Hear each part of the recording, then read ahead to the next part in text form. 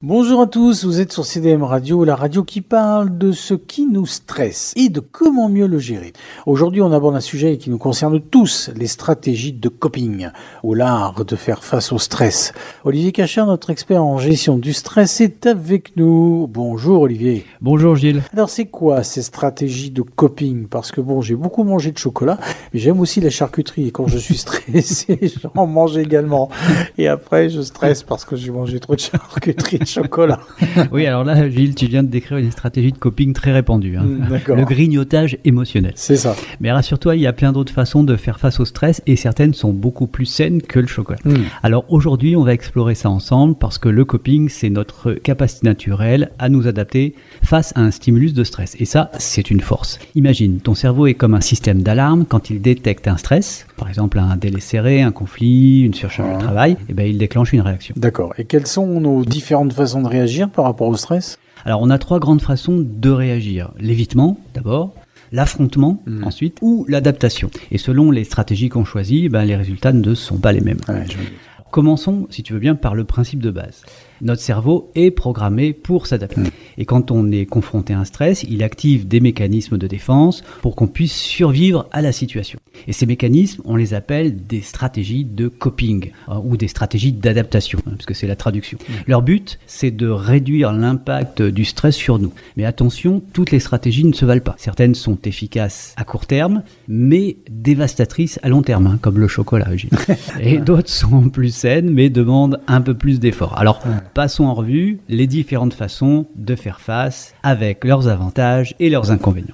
Alors la première stratégie dont j'ai parlé, qui est l'évitement. Donc l'évitement, c'est je fuis le problème. C'est la fuite, c'est la réaction la plus naturelle face à un danger, comme font les animaux dans la nature. On ignore le stress et où on fuit la situation qu'il provoque. Par exemple, procrastiner. Par exemple, quand on dit je ferai ça demain, voilà, c'est une façon de fuir. Parfois le dossier est urgent ou voilà. Deuxième façon, par exemple, c'est se distraire, scroller sur les réseaux sociaux pendant des heures pour oublier le problème. Ouais. Ça, c'est une fuite aussi. Ou minimiser, dire c'est pas grave, alors que des fois ça l'est, mais on va faire en sorte dans sa tête que c'est pas grave. Donc c'est une façon de fuir. Alors les avantages, c'est que ça a tendance à soulager immédiatement le stress. Voilà. Donc à court terme, c'est pas mal, c'est un peu moins de stress à court terme. Les inconvénients, c'est que le problème, lui, il ne disparaît pas et souvent il a tendance à s'empirer. Et en plus, ça peut générer de la culpabilité ou de l'anxiété. Bon, par exemple, concrètement, tu as un dossier urgent à rendre, mais au lieu de t'y mettre, tu passes ta journée à regarder des vidéos de chats, par exemple. Bon, résultat, le stress revient en force la veille de la deadline et tu dois tout faire en urgence. Donc, l'évitement, c'est un peu comme mettre un pansement sur une jambe de bois. Ça cache le problème, mais ça ne règle pas tout. Oui, absolument. Et en plus, plus on évite, plus le stress grandit. Alors oui, parfois on a besoin de soupirer un coup et de prendre du recul, mais l'évitement, pur et simple, c'est rarement une bonne solution sur le long terme. La deuxième stratégie, c'est l'affrontement. Alors l'affrontement, c'est je lutte contre le problème. Là, on prend le problème de front. Par exemple, travailler comme un fou pour finir un projet. On passe en force. Ou la confrontation directe, aller voir son boss et lui dire ses 4 vérités. Ça, c'est l'affrontement. C'est un risque. Au sens propre du terme. Ouais. Ou le contrôle excessif, le fait de vouloir tout maîtriser, même si ça ne dépend pas complètement de nous. Bon, donc on rentre vraiment dans la lutte. Alors les avantages, c'est qu'on a l'impression de reprendre le contrôle et ça peut résoudre le problème rapidement. Les inconvénients, si on en abuse, ça peut mener à l'épuisement, au burn-out ou à des conflits inutiles. C'est ça. Par exemple, tu es en désaccord avec un collègue et au lieu d'en parler calmement, tu lui envoies un mail agressif. Résultat, le conflit s'envenime et le stress augmente.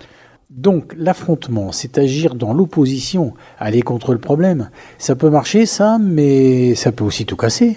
Oui, il vaut mieux même doser la pression.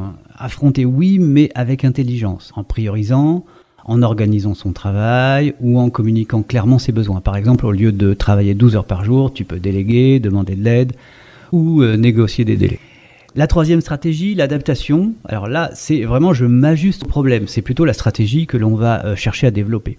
Là, on modifie son comportement ou son environnement pour réduire le stress à la source. Par exemple, rechercher du soutien, demander de l'aide à un collègue ou à un manager. Changer sa perspective, se dire c'est plutôt un défi, mais c'est pas vraiment une menace dans le travail. Voilà. Prendre soin de soi aussi, faire du sport, méditer, bien dormir, c'est une façon de faciliter l'adaptation et de pouvoir s'ajuster aux problèmes. Et surtout, accepter ce qu'on ne peut pas changer. lâcher prise sur ce qui nous dépasse vraiment. C'est la fameuse maxime de Marc Aurèle qui dit que la force me soit donnée d'accepter ce qui ne peut être changé, le courage de changer ce qui peut l'être et la sagesse de distinguer l'un de l'autre. Wow. Ouais. Alors les avantages, c'est ça résout le problème durablement et ça renforce notre résilience. Les inconvénients, ça demande un effort conscient et parfois du temps. Par exemple, tu es submergé par ton travail, au lieu de tout garder pour toi, tu parles à ton manager pour réévaluer les priorités et tu prends 10 minutes par jour pour respirer. Résultat, le stress diminue et tu peux reprendre le contrôle. Donc l'adaptation, c'est un peu comme ajuster les voiles de son bateau en fonction du vent. Oui, c'est ça. C'est la stratégie la plus efficace sur le long terme parce que au lieu de subir le stress, tu agis dessus de façon intelligente et durable. Alors, maintenant que l'on connaît ces 3 grandes stratégies, la question, c'est comment faire pour développer notre capacité à mieux faire face. Parce que le but, ce n'est pas juste de survivre au stress, mais c'est de vivre plus sereinement avec lui. C'est bien ça?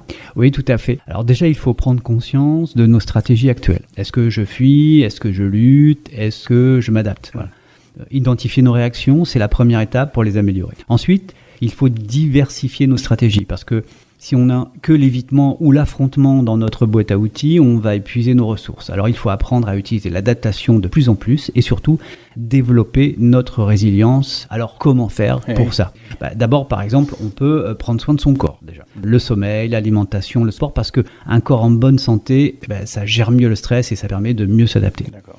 On peut aussi cultiver notre mental, méditer, respirer, tenir un journal aussi, c'est une façon d'apaiser notre esprit. On peut aussi renforcer nos liens sociaux parce que parler à quelqu'un, ça dédramatise souvent les situations. Et puis apprendre à lâcher prise parce que tout n'est pas sous notre contrôle, c'est bien de le repérer et puis ça c'est ok. Donc on peut continuer à manger du chocolat, mais on peut aussi respirer un bon coup et se demander qu'est-ce que je peux changer dans cette situation et ainsi agir en conséquence.